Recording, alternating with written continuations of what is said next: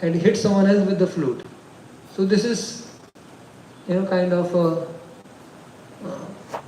as I said, light, loving dealings in a light mood. So Miniketan Ramdas. But not just that, it's described, he had, his eyes were always wet. With what? With the tears of love. And anyone who would see his eyes, one who would look into his eyes, again not going on external actions. Right? External actions were like, in the mood of a cowherd boy, just behaving in a light way or seemingly frivolous way. But it was just out of love. But his eyes were always moist with love of tears, with loving tears for Lord Chaitanya and Lord Nityananda. And anyone who would look into his eyes, that person would also start crying just by looking at his eyes.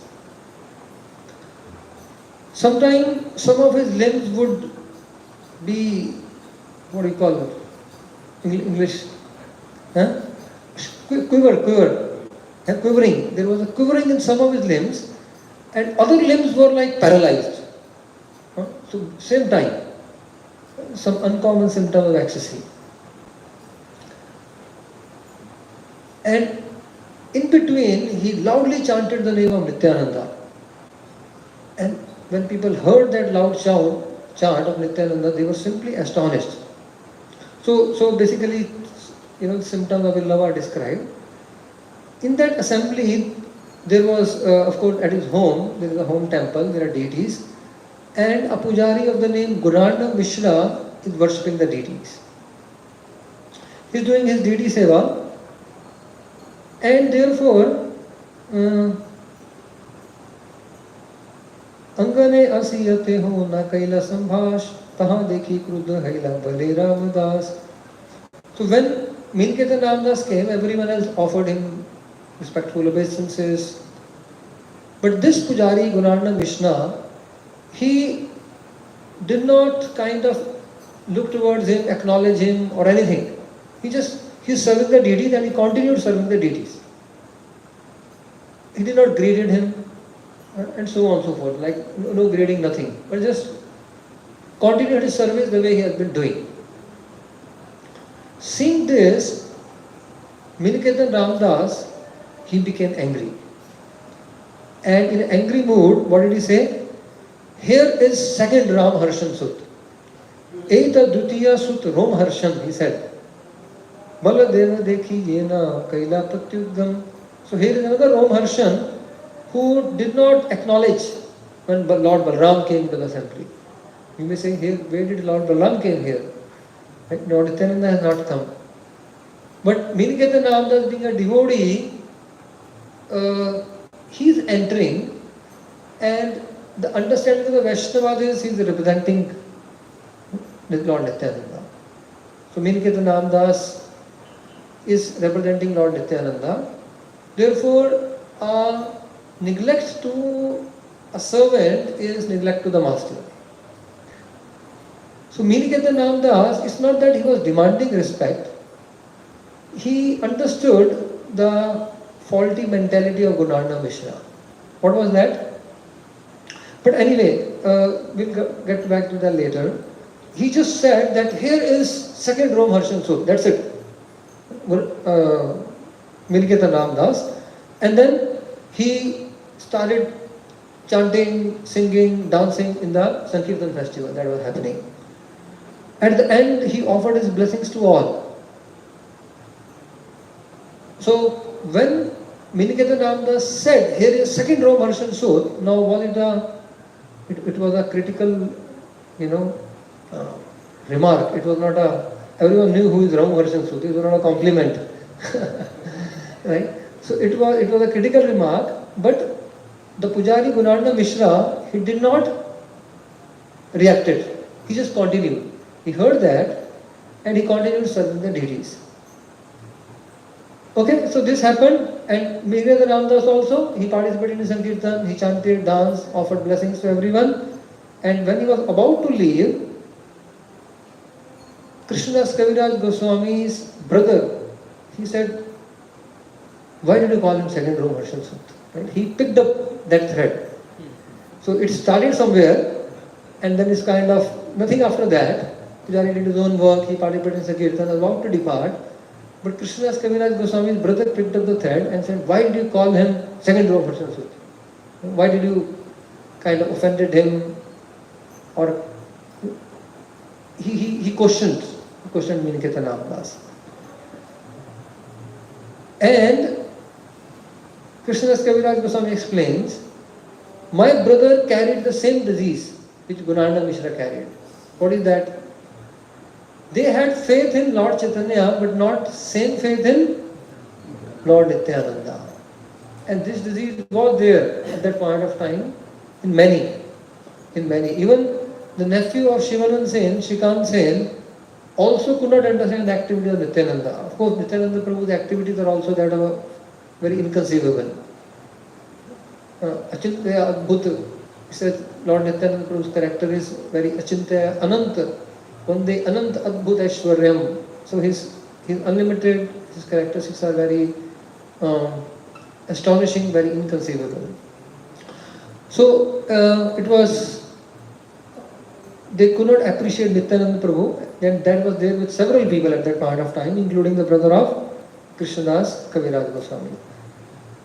Now, when his brother picked up the thread and started arguing, Miniketa Namdas became very sorry. He felt very sorry, and he simply broke his flute, and he became angry, and he simply left that place. Now compare the two. Gunanda Mishra is a pujari. What is the setting over? What is the scene? There is a Sankirtan festival, 24 hours Kirtan Vela. This incident is taking place in where there is continuous Kirtan taking place, continuous Kirtan happening. There is a pujari who is serving the deities, and he was given a critical remark. He is the Harshan Sut, and he did not react at all. He just continued. But when Krishnadas Kaviraj Goswami's brother picked up this thread and started arguing about it, why did you say like that, and so on and so forth, Miniketa Namdas became angry, while Gunanda Mishra did not. He became angry and he broke his flute and left in anger. Who is more advanced here? Pujari is more advanced, seemingly. Seemingly, just see, a critical remark is there, and he just did not respond. And when there was some little question, interrogation by the brother, he became angry. Miniketa Namdas. Therefore, seemingly, Gunanda Mishra seems to be, more composed, more advanced, and so on and so forth. But as we just discussed, that he did not have equal faith in Nityananda as Lord Chaitanya. And Miniketa Namdas could not tolerate this. Seemingly he seems to be more advanced, but actually Miniketa Namdas is much more advanced in love, because a person who loves the Lord cannot tolerate any kind of insult to one's worshipable deity, unworshipable Lord. So if you see, many a times Prabhupada would become angry, even on the stage program, at the red hot sometime, very angry. When Mayavadis would start speaking and they were sharing bench, Prabhupada would become very angry at times, and he would sometimes interrupt and say, start Kirtan. And public would misunderstand his anger, his reaction at times. And they would say, can't Swamiji be composed for some time? They were not objecting, no one was interrupting when Swamiji was speaking. Why is Swamiji interrupting them? So this was many times this happened. So we may think one who is calm, composed, and so on, that person is advanced. And one who is reacting, becoming angry, becoming disturbed, that person seems to be less advanced. But it is just the opposite in this particular case. Why? Because they are situated in love for the Lord, and anyone who minimizes or criticizes their worshipable Lord, how can it be tolerable? How can one tolerate? So if one is able to tolerate, that means a person is not situated, doesn't have that sufficient love for the Lord. Of course, then we also have to be sensitive to the situation. It's not that we have to always be expressing that love outrightly in this way, We cannot imitate Prabhupada and these great souls. But it is their love, out of their love they could not tolerate that neglect. And therefore they spoke out, they expressed it. In Prabhupada, Munketa Ramdas. So therefore, seemingly Gunananda Mishra is more advanced, but herein Miniketa Ramdas is much, much more advanced. So because he carried that disease, okay, now Krishnadas Kaviraj Goswami says,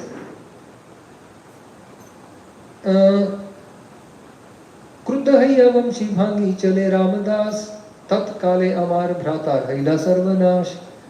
Now, as soon as he broke the flute in anger, Muniketa Ramdas, and left, he said, my brother fell down at that very moment. My brother fell down. Now, imagine, where is the fall down taking place from? From which situation he is falling down? 24 hours Kirtan Mela is taking place. And a great festival of Sankirtan, non-stop Sankirtan is taking place. It's not that he fell down because there was a Ajami-like situation. He was going alone in the forest, saw some, drunkard lady embracing another lusty person, and he fell down from that situation. Or he was living in a city, there were many temptations and so on. He fell down from a situation where there is 24 hours Kirtan taking place. For what reason? The part 2 I was discussing, being attentive in chanting and also dealings. So therefore not being attentive to the dealings, or herein also his wrong understanding, he fell down. What about Gunananda Mishra Pujari? Nothing is mentioned of him. He did not respond to this critical remark. What is his status? Krishnadas Kaviraj Goswami fell down for objecting to this critical remark.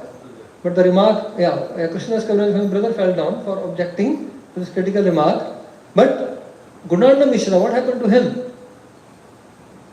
Can someone share an understanding? What about him? He cannot deliver. He cannot? He cannot get mercy. Somehow he got mercy. Okay, he cannot be delivered. Yes. Why did he not fall down? He had the same disease as Krishnadas Kaviraj Goswami brother. Not expressed. Okay, so his offense was only mental. But the offense of Krishnadas Kaviraj Goswami brother is verbal. He picked up that threat and had a verbal argument. So therefore mental offenses, though they are obstacles, but they will not yield result immediately. They will not yield result immediately. So there is no mention of Gunananda Mishra falling down. But then what will be his position? He is not the recipient of the Lord's mercy. He has a faith in Lord Chaitanya, but he is not a recipient of Lord's mercy. That means he will remain just a neophyte. So, even if one is chanting and participating in Sankirtan, as mentioned here, 24 hours Kirtan is taking place. If one is not attentive in one's dealing, two things. If one is not attentive in one's dealing, one may fall down, as in the case of Krishnadas Kaviraj Goswami brother, or one may just remain a neophyte. So these two things we understand from this episode. Therefore, Bhagavatam describes that from neophyte devotee to Madhyam Adhikari to Uttam Adhikari, based upon one's Vaishnava dealings. That's the criteria. That's what differentiates between Kanishta Adhikari and Madhyam Adhikari. It is Vaishnava dealings. So yes, we have to chant the holy names, no doubt. Holy name is the process. But if we are not careful in the dealings, then we are not advancing, or it may be even more detrimental, as we discussed. So this story highlights the importance of Vaishnava dealings, and I will discuss further this subject from this presentation, which is part of the Vaishnava Sadachar course. The fourth part in that is Vaishnava dealings. Okay, before we go to this, any question regarding what we just discussed in this past time? Yes, Ashray Gopal Prabhu. Second mic hai? Okay.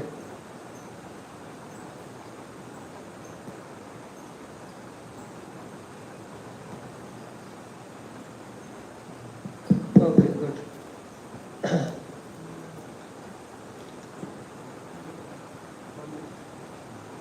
Hare Krishna.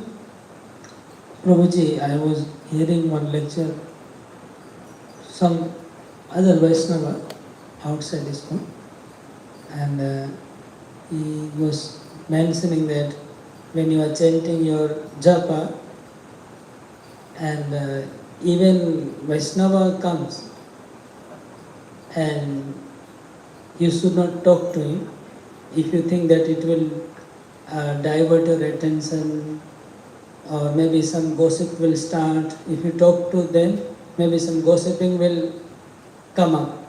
So it will be distraction to your japa or your any spiritual activity you are doing. So you should ignore. How much it is, according to our, now I am afraid here by seeing this reading chapter, that it is so serious. So can you please highlight how much, what to do? Hare Krishna. Is true or not? Yes, it's okay. Thank you for that nice question. Very relevant. You are sorry. You want to add something to this, or Same with I also wrote lecture. Loknath Goswami Maharaj and Narottam Das इसके साथ अपने देखा जाए. So he went to Vaishnava to help him while he was chanting. A Vaishnava came and he wanted some water. So he went to help that Vaishnava, and when he came back, Loknath Maharaj chastised him that why didn't you went to him, because japa is the most important activity. So while doing japa, why did you went to that Vaishnava to help? Now you cannot stay in Vrindavan. I have not heard that story, and we have to see the context of the story also. Basically, principally we'll discuss. So basically, see. When we read something, it has to be seen that what is the context. As I said, there is a text, but there is a context of discussion. In the context of deity worship, if you see, it said that if you are worshipping the deity and a great devotee walks in and there is no one else to receive, then you pause your service to deities, receive him and continue deity worship. That is the injunction regarding that. Again, because the devotee is very dear to the deities, we cannot worship the deities and neglect the devotees. That's the point. So now again, this is in journal.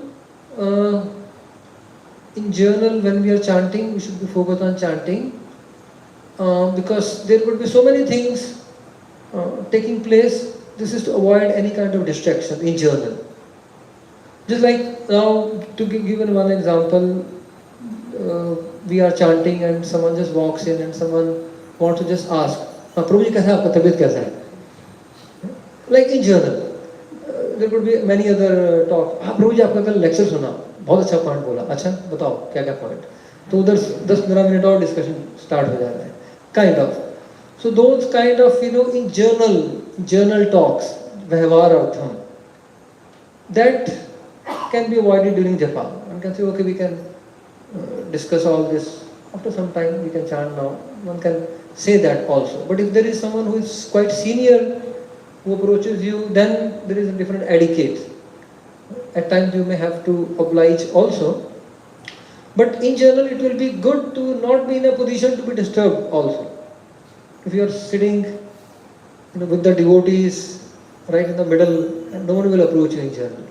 But in general, if you are also walking around, looking at the sky and the trees and the scenery around, then there is a greater chance of someone approaching you and starting another kind of discussion.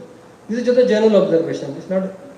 I'm not saying that you cannot walk and chant and all that, but in general, when you are, people see the person is sitting right in the front and trying to chant attentively, very few people will approach you in general.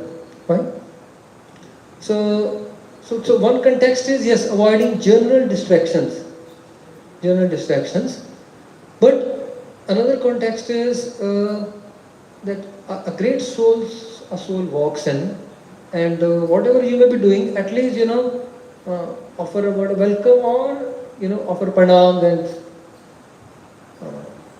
acknowledge the presence, respect the presence of the great devotees. Respect the presence of great devotees. So the two are not in conflict with each other. Two are not in conflict with each other. I hope that clarifies. Right? So avoiding japa distractions, as well as not neglecting devotees who are very dear to the Lord. Of course, again, when we talk of Vaishnava dealings, it's according to the level of the Vaishnava also. Different dealings are with different level of devotees. So the whole seminar of Vaishnava dealing is as per different levels of devotees. So Miniketa Ramdas is a very intimate associate of Lord Nityananda. Very intimate associate of Lord Nityananda. So therefore, not acknowledging his presence, and it was not due to just being busy, also it was due to the fault in the mentality. So one thing is, okay, fine, someone is very busy, someone is absorbed, and one may not notice. Someone very senior comes and that person wants to talk or whatever, etc. So one is very absorbed and one may not notice. It's a separate thing. But here meaning Gunanda Mishra, there was a fault in his mentality. What is that fault? The fault is not having same faith in Guru and Vaishnavas as Krishna, because Lord Nityananda is Adi Guru. And Miniketan Ramdas is again a pure devotee of Lord Nityananda. So it is for our spiritual advancement, if we have to grow in our spiritual life while we are chanting the holy names, it is important to have the same respect for one's Guru and also for Vaishnavas who are serving the Guru as respect to Krishna.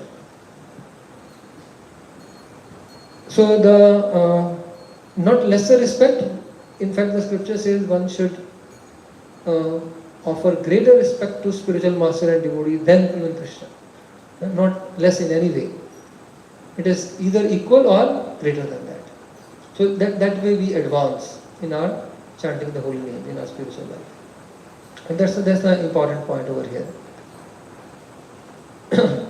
Fine. Any other question in this regard, what we just discussed? Yes, Devarshi Srivas Dasa. I just asked, after that, what happened to Krishnadas Kaviraj Goswami's brother? Okay, so now Krishnadas Kaviraj Goswami chastised his brother. He said, my brother fell down. Haila Sarvanash. So his brother fell down and he also chastised his brother. He chastised his brother, and for that good quality, Nityananda Guru was very pleased with Krishnadas Kaviraj Goswami, and he gave him his darshan in the dream and instructed him to go to Vrindavan and so on and so forth. So therefore, if Krishnadas Kaviraj Goswami would have been silent, he would also have been party to the offense. He would also have been party to offense. So therefore, you see how sensitive are dealings. When you are supposed to speak, you remain silent. That's also offense. It's also offense. So Krishnadas Kaviraj Goswami immediately chastised and tried to correct his brother, and then he advanced. Then nothing is mentioned of his brother. No? The details are not mentioned, but he says, my brother fell down at that point of time. Okay, so that's insightful story from Chaitanya Charitamrita. It cautions us that while we are serious about our chanting the holy name, we should also be serious in our dealing with the devotees. In Kali Yuga, that's what. Anyone know the scriptural reference? The mental offense do not yield result.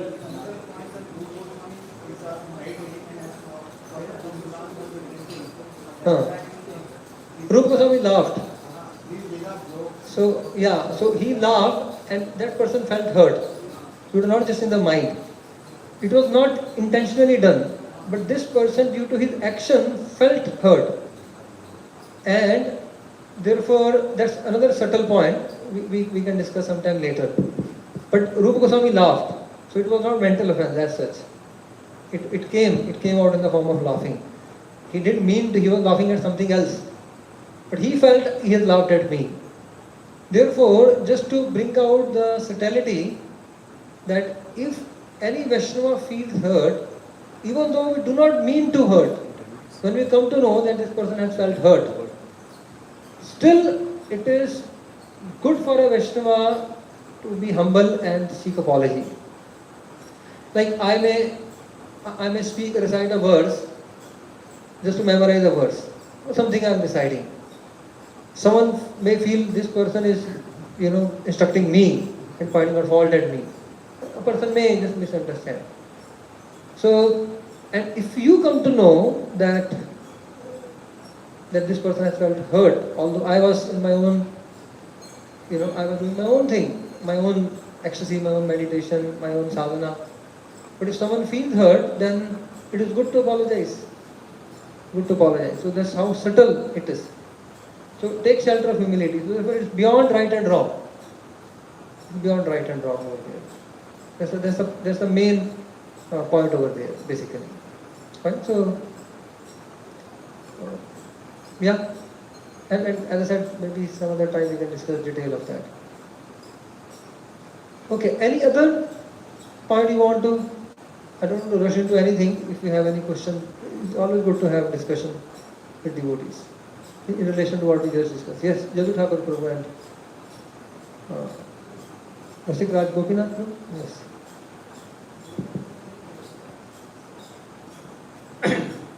So, do these etiquettes also apply, like we know for sure that they apply when we are in Vaishnava circle, but considering that you are in a, say, interfaith dialogue and there is a Mayavadi, so I think we cannot imitate Prabhupada and do something like that. I already mentioned, we cannot imitate.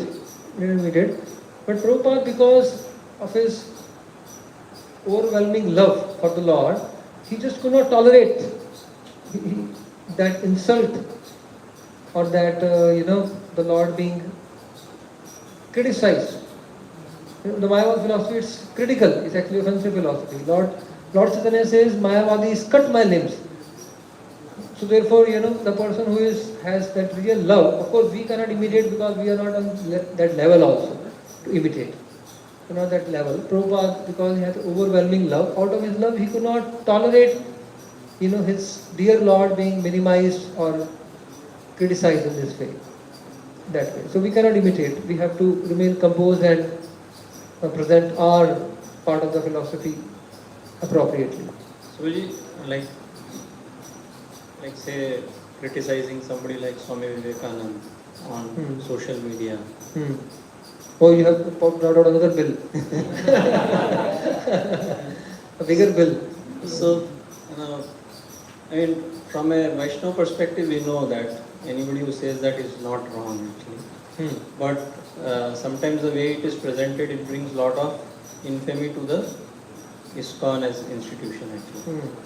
Yeah. So, how do we, keep our dealing with? The whole thing is that even if we are saying the right thing, but on a wrong platform, so the platform is wrong over there, social media, because it's being broadcasted everywhere. So therefore, it's not understandable to all. So there is a very similar case which happened during Prabhupada's time. He spoke on something about Sripad Vallabhacharya in CC also and other talk also.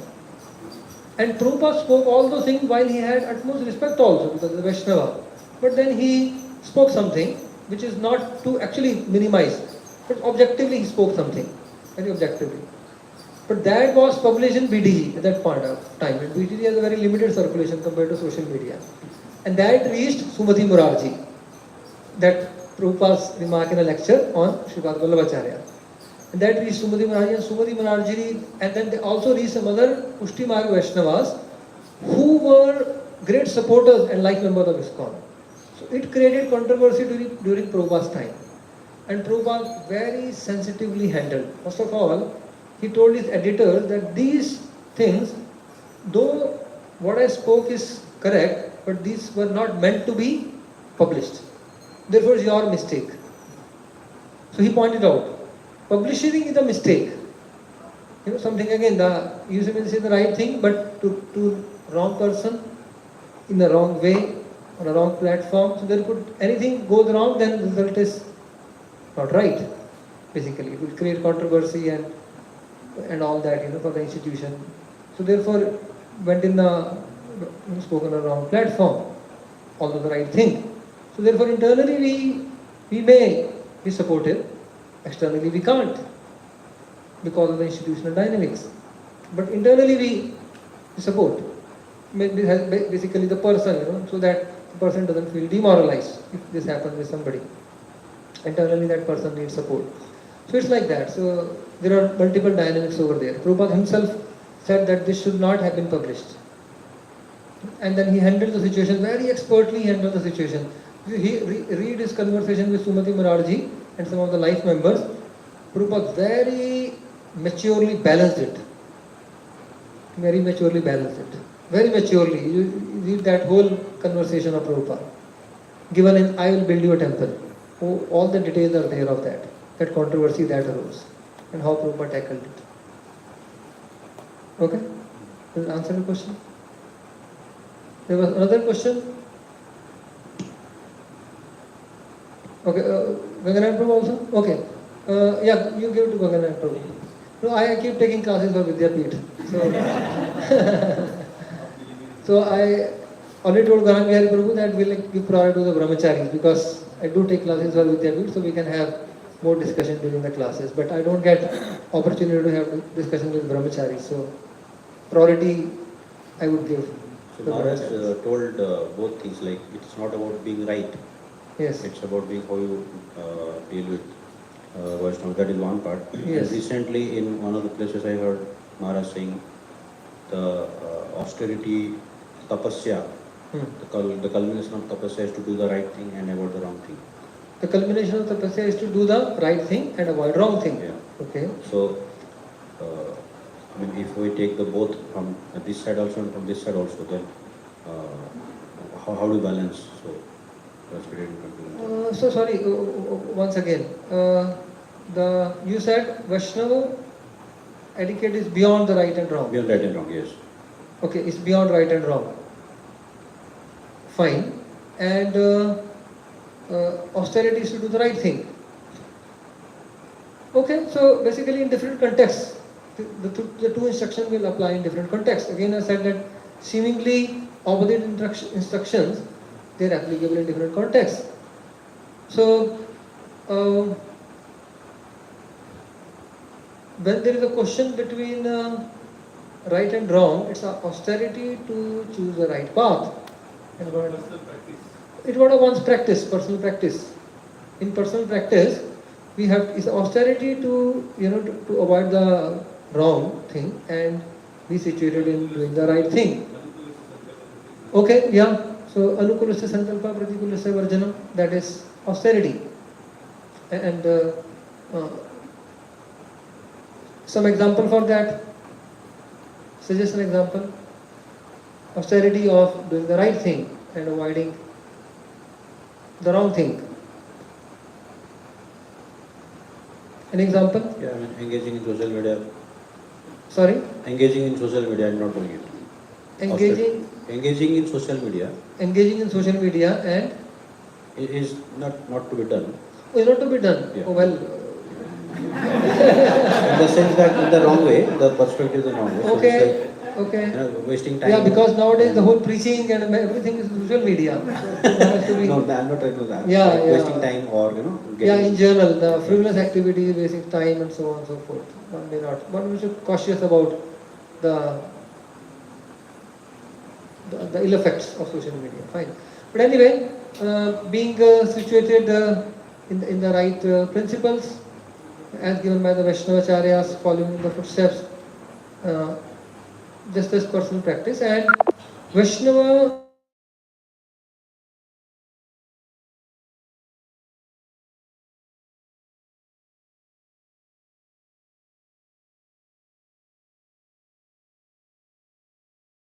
did, we can always seek apology.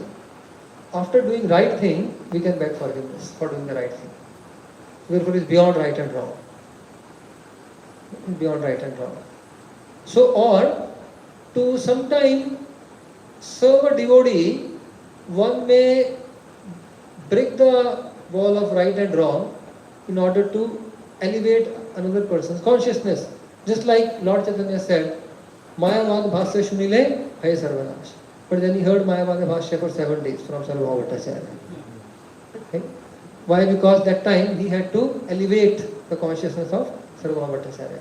So if somebody is emotionally disturbed and he is trying to speak out, speak out the emotions, the hot emotions from the heart, that person may criticize the management, this, that, this devotee, that devotee.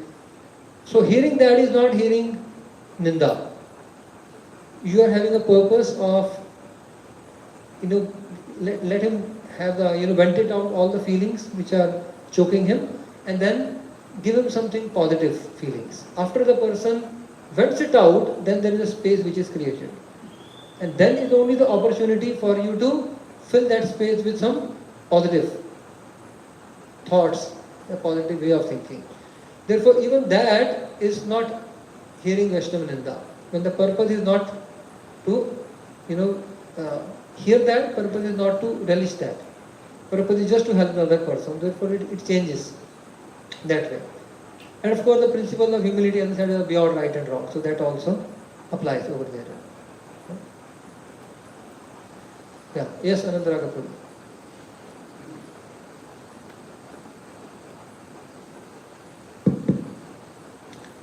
Hare Krishna.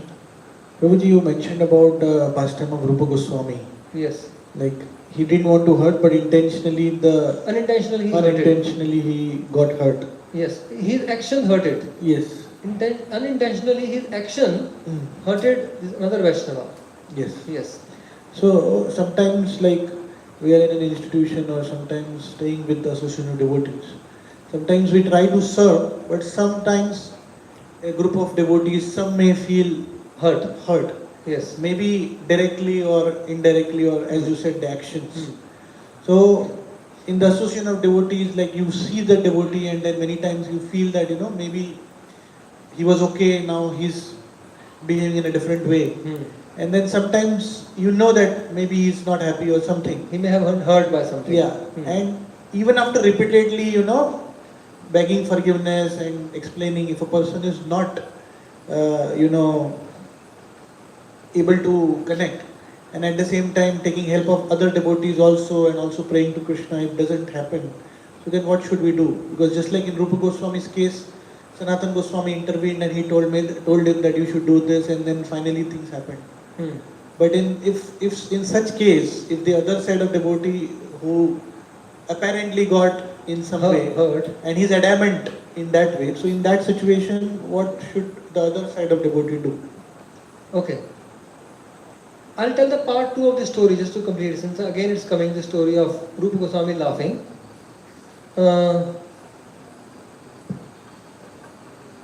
The scene was Rupa Goswami was meditating, and Radharani, the Sakhis were dressing Srimati Radharani, and suddenly Krishna came. And the Sakhis allowed Krishna to dress Radharani, put flower in the hair and all that. And when the Shingara was complete, suddenly they showed the mirror. And in the mirror she saw Krishna, she thought my, Sakhis are dressing, and suddenly she's Krishna. And then that scene, that how she was, Radharani was amazed and shocked at seeing this particular scene of bringing mirror in front of Radharani brought laughter to Rupa Goswami. And he started laughing when this scene is happening. And when he started laughing, and this Vaishnava is walking limping, he thought, because I'm limping, Rupa Goswami is laughing at me. And as soon as Rupa Goswami laughed, this scene disappeared from his vision. And Rupa Goswami became perplexed. That means he became perplexed that something went wrong. And that Vaishnava passed away and he didn't notice. But he realized himself that because my heart is despondent, maybe some Vaishnavas had felt hurt. He guessed. And he walked towards Sanatana Goswami. And this Vaishnava, while walking, also met Sanatana Goswami. And then he expressed that your brother laughed at me because I was walking in a limping way and I felt hurt. Sanatana Goswami explained, he said, no, wait, you misunderstood. My brother must have been laughing at some Leela of Radha and Krishna, because it is full of, if you see the Vrindavan Ramya Sthan, one of the verses describes, it is filled with many jokes and laughter and so on. So, my brother must have laughed seeing some Leela of Radha and Krishna. He did not laugh at you at all. When Sanatana Goswami told him that you have misunderstood my brother, immediately this Vaishnava, his heart felt despondent. And he also lost all the joy of his heart. So basically now, realizing that he misjudged Rupa Goswami, he also lost all the ecstasy of the heart. Because there is natural joy a Vaishnava may feel in the heart. And Rupa Goswami, he lost that vision because this Vaishnava felt hurt and he's walking towards Sanatana Goswami. And then Sanatana Goswami just, bridged the communication gap between the two. They both apologized for unintentional offense to Rupa Goswami, and he apologized for misjudging Rupa Goswami. They both apologized to each other. So this showed that even if, there is unintentional offense, better we seek apology, like Rupa Goswami. And if we misjudge other person, if I said I felt hurt, but that person didn't want to hurt, that means I have misjudged that person. I am also held responsible for my misjudgment. It's not that anyone can just keep feeling hurt and not have the responsibility. Right? If for no valid reason, if we are just feeling offended by here and there, we are also going to be responsible for that. Because we are misjudging. That person doesn't want to hurt. Right? So the responsibility is two-way over here, not one way. So this person also, as soon as Sanatana Goswami told him and realized that I have misjudged, he felt choked up, his heart felt choked up. And only he felt relief after begging forgiveness from Rupa Goswami, that I just foolishly thought that you are laughing at me. So it's a two-way, that's one thing. Another point is, now, unintentionally, we may not come to know, our action, our words may hurt somebody. This may happen. But if we do not want to do that, then they are not considered very serious in general. And if we have a service attitude towards devotees in general, so those unintentional offenses are just like unknowingly they are done, unknowingly they are counted also. They can be just counted unknowingly. Unknowingly in the sense, if we have the right disposition. What is that? There is a beautiful verse in CC which says, Sadhu Sangha Krishna Kripa Bhakti Rasa Bhav. If we are associating with devotees, means serving devotees. And if we are serving Krishna, Krishna Kripa Bhakti Rasa Bhav. If we are steadfast in our devotional service, Ei Tine Sab Chadai Kare Krishna Bhav. So unintentional offenses are cleared by one's positive service to devotees, service to Krishna, and chanting the holy name, which is primary Limba Bhakti. So basically service to Bhakta, Bhagavan and Bhakti, these threefold service takes care of all unintentional offenses. They will be neutralized in due course of time. So that one doesn't have to be, they are not serious obstacles. But if you come to know that someone is feeling hurt, and we do not approach that, when we come to know and we do not approach that, that could be an obstacle. If you don't know and you don't approach, right, unintentional, if you don't know and you don't approach, then that is taken care of easily in terms of if you are steadfast in bhakti. But if you come to know and still do not approach, that obstinate attitude, why should I approach? Not taking shelter of humility, that adamant attitude on our part, that person has felt hurt. So let me approach and say, actually I didn't want to, but you felt hurt. But still, therefore, I want to clarify and seek your apology. Also, we may clarify and also speak apology because that person has felt hurt, although I didn't want to. So Krishna also wants to see that we take that humble attitude. Unless we take the humble attitude, that attitude of ours will create obstacle more than that person's feeling hurt, because we didn't want to, but somehow that person has felt hurt. But our attitude of not approaching, when we come to know, that attitude is a obstacle, serious obstacle, more serious than just the unintentional offense. Yes, Gandharv. So, when somebody gets hurt, somebody feels hurt, Yeah. They, even after to the extension of Anandra thing, that even after seeking multiple times forgiveness and all of that thing, that person is bent on praying or seeking that this person should be punished. Okay. I mean, not that, so he doesn't want to do anything, but then he is actually praying or wanting them to be punished, and then he is very expressive about it. And he kind of writes mails and communicates formally, informally, everywhere. So, now everybody tries to explain him that, you cannot do that. But then he doesn't understand. He sticks to his thing. So you mentioned that this attitude is not right in one way. Yes. So, but then what is the fate of that person then? Because he continues to chant 16 months. okay, fine. So first of all, who registered the offense? Actually, it is, now take another example. Even if a devotee sometimes unintentionally we do something, say something, and the devotee does not register the offense at all. Take the opposite case of that.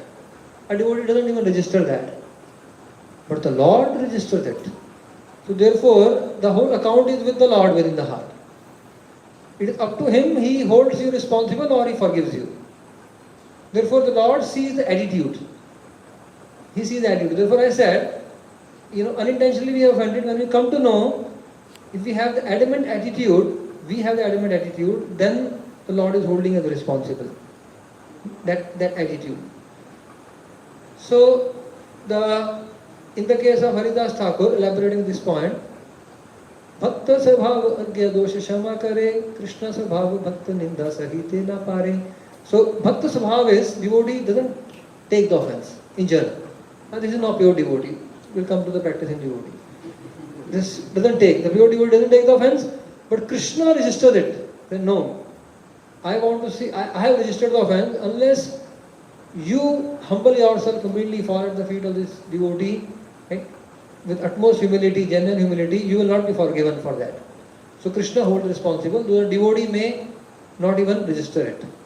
Now, on the other hand, we are the practicing devotees, are not on the platform, we may feel hurt and we may register it very seriously on the other side. As you mentioned that you have taken that very seriously.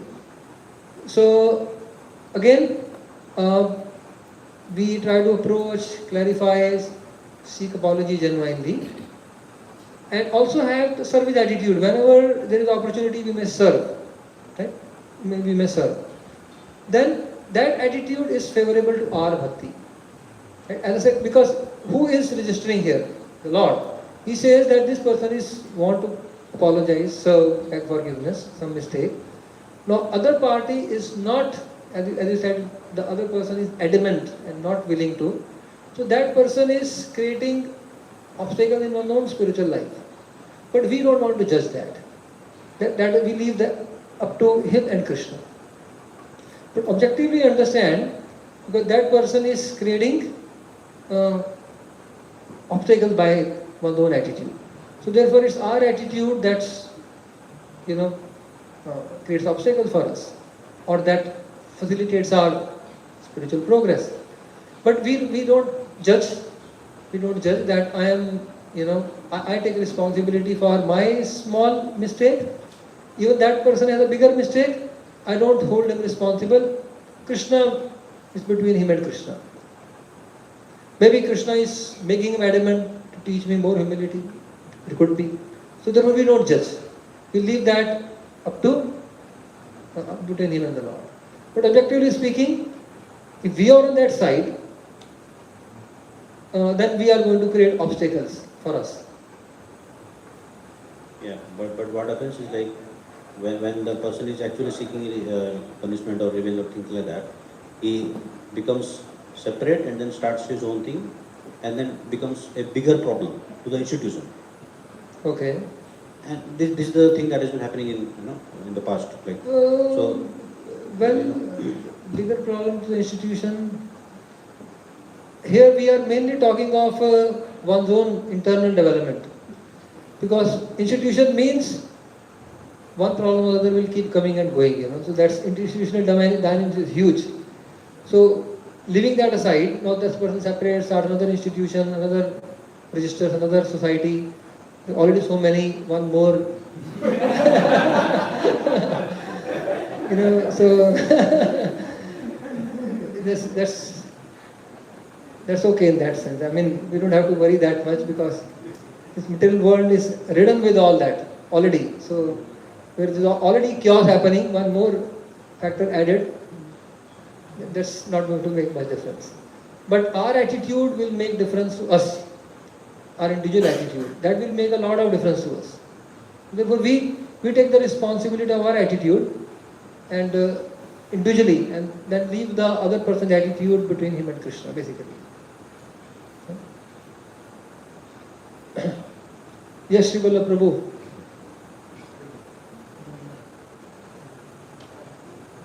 Oh. Hare Krishna, Prabhu. Prabhuji, many times His Holiness Radharani Swami Maharaj, while speaking on Vaishnava behavior, once he was giving class on pastime of Chaitanya Mahaprabhu and Nityananda Prabhu, where Nityananda Prabhu in his Avdhuta, mood, he used to approach some liquor house or some prohibited area. So there is one devotee got confused because of the behavior of Nityananda Prabhu. And then he approaches Lord Chaitanya Mahaprabhu seeking clarification, not judging it, but asking clarification. Yes. There Maharaj said that because he didn't judge and seek clarification, that's why he was secured. Yes. Like he didn't fall down. So Maharaj, after saying all this thing, he said that Nityananda Prabhu may behave in that way, but as we practicing devotee, our behavior should be spotless, that nobody should judge us in a wrong way.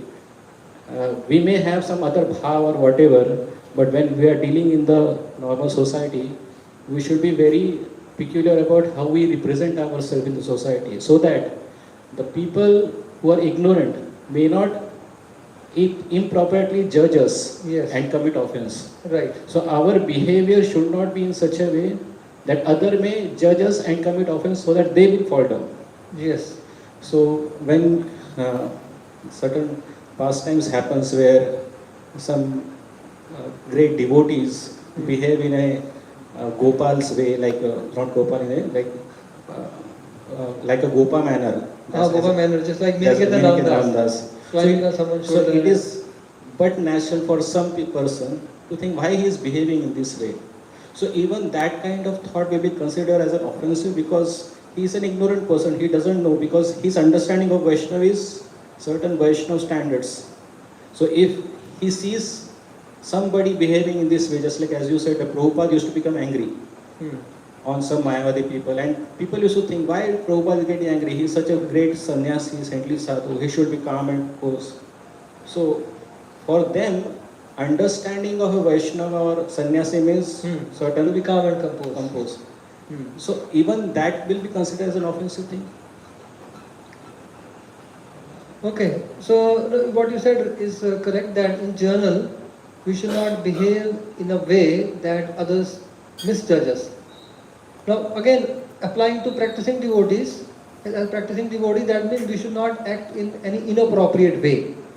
Act as per proper sadachar, so that others may not misjudge. Others may not misjudge. So we have to take responsibility. Just like to give you one example of this, given by Bhakti Samit Maharaj. When in the very beginning, these players came and Walkman, it's very common.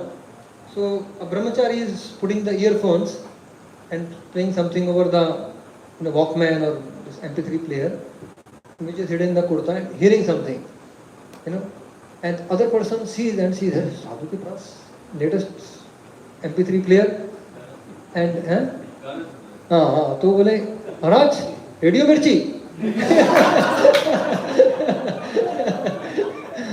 कौन सा channel, he is asking, महाराज कौन सा channel सुन रहे हैं आप? So therefore, again that person may judge. So we hold the responsibility not to give others the chance to judge and misjudge and commit some kind of offenses over there. So that is one thing for practicing devotees. What you said is correct. But on the other hand, as I said, the actions of pure devotees are involuntary also, coming from their love. So therefore, that's not Prabhupada's response is just born out of his love. He just could not tolerate that. It is the symptom of his love. And of course, others may misjudge. They will not be held that responsible, because by witnessing that love is also purification. When you are witnessing the love of a pure devotee, whatever it may be, that has purifying effect also. And they have some understanding and so on and so forth, because this is described when Lord Chaitanya became angry. He was in a mood of Narsimhadev. He manifested Narsimha Avesh, and he took a club or a wooden log, and he said, today I will break the head of all atheists and those who criticize my devotees. And in the Narsimha Avesh, he ran in Navdweep, and everyone became fearful. And everyone is running away from him. So the whole Navdweep was terrified by Narsimha Avesh of Lord Chaitanya. And Lord Chaitanya, then the devotees then composed him. And Lord Chaitanya, after he came to external consciousness, he said, Srivas, I have committed a great offense, by terrifying everyone in the town. Srivas said, my Lord, you have actually delivered everything. Whoever saw your Narsimha Vesh has been purified and delivered. So therefore, pure devotees' expression of love, they may misunderstand the small mistake, but that expression, the presence of pure devotee, his expression of love is also purifying. So overall, I would say they would benefit, when coming from pure devotee. But that will not be the same in our case. We cannot imitate, as Thakur said, we cannot imitate, because that is coming naturally. Right? That is coming naturally. So what you said applies to sadhakas, and in pure devotees, the different dynamics altogether. Fine?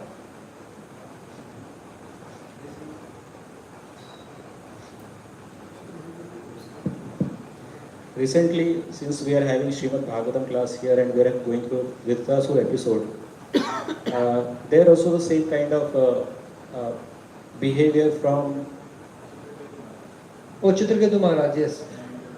Parvati Mata mistook him, his behavior. Yes. Though Chitraketu Maharaj dealt with Lord Shiva in a friendly mood, but Parvati mistook it and she cursed him. So Yes. one devotee asked me regarding this thing, what happened to Parvati Mata for misjudging Chitraketu Maharaj? I said there is no mention about what happened to Parvati, but I will ask to some senior devotees, so I am asking. No, basically over there, because Mother Parvati is also pure devotee. In that case, this is This question is asked to Ravana Maharaj also when he was speaking on this episode. There is a question, the same question, Mother Parvati cursed, and so a Vaishnava who is faultless, therefore, what will the effect be? Because in such dealings, Mother Parvati is also becoming instrument in the hands of the Lord, also. So therefore, there is no, and he addresses also, and she immediately also after cursing, in the very same verse when she says that you go to become a demon and go to Martalok, and she says, don't do like this, my dear son. Putra ka word is used. So she immediately become affectionate to him. So it's like a mother chastising. When a mother chastises the child, there is no offense on part of mother as such. So from that perspective, from being a universal mother and chastising him, although she misunderstood, no doubt, but she kind of chastised him, thinking of his welfare, and because of the inspiration coming from the Lord also over there. Inspiration coming from the Lord. So therefore, no Vaishnavacharya has pointed out any fault with Mother Parvati, though Lord Shiva mildly, as a husband, mildly reprimands Mother Parvati by saying, look, you cursed, but then he just said, thank you. And he just spoke, thank you. And he was least affected by her curse. That means your curse has become useless. And Lord Shiva tells, your curse has become useless, therefore you should not uselessly curse devotees in the future. So that's Lord Shiva mildly gives, as a husband, mild feedback to Mother Parvati, but it's not considered offense. Right? Okay, so these are all sukshma siddhant involving dealings. Many things came up. Our slide, it remains pending. I gave the introductory story, then I thought I'll cover this seminar, but fine, we have tomorrow session, so we'll cover this in the tomorrow session. So it's already 8:30, I will stop over here. Jai Srila Prabhupada ki Jai, Nitai Gaur Premanande.